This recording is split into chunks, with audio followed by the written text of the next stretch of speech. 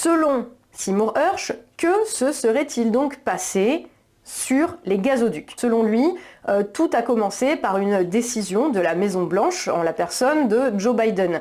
L'action aurait été menée par la CIA via un escadron de plongeurs de la Navy, donc la marine américaine, dans le cadre d'une manœuvre de l'OTAN en mer Baltique en juin 2022. Une manœuvre qui est documentée officiellement par les autorités américaines. Donc ces plongeurs d'élite auraient alors posé sur les tuyaux des gazoducs Nord Stream 1 et 2 un explosif de type plastique, le C4, qui aurait été activé à distance via un détonateur disposé là quelques mois plus tard. Selon Hersh, c'est une bouée acoustique qui a été utilisée à cet effet.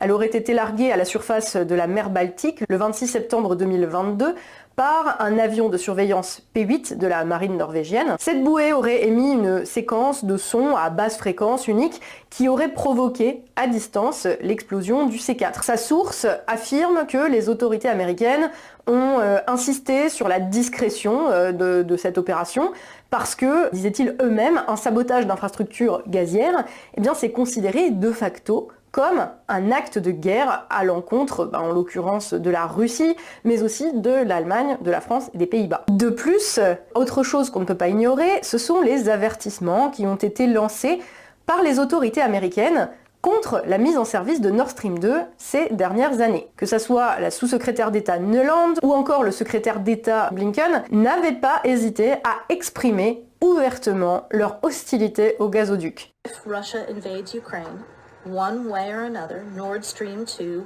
will not move forward. Et comment oublier la déclaration de Joe Biden lors d'une conférence de presse début 2022 où il affirmait explicitement qu'il allait mettre fin à Nord Stream 2. If Russia invades, that means tanks or troops crossing the border of Ukraine again. Then there will be no longer a Nord Stream 2.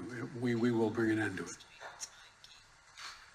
Et à la journaliste qui lui demande des précisions sur cette déclaration, qui lui demande comment il compte s'y prendre, il répond How will you do that exactly, since the project and control of the project is within Germany's control? We will, I promise you, we'll be able to do it. I promise you we will be able to do it. Je vous promets que nous serons en mesure de le faire.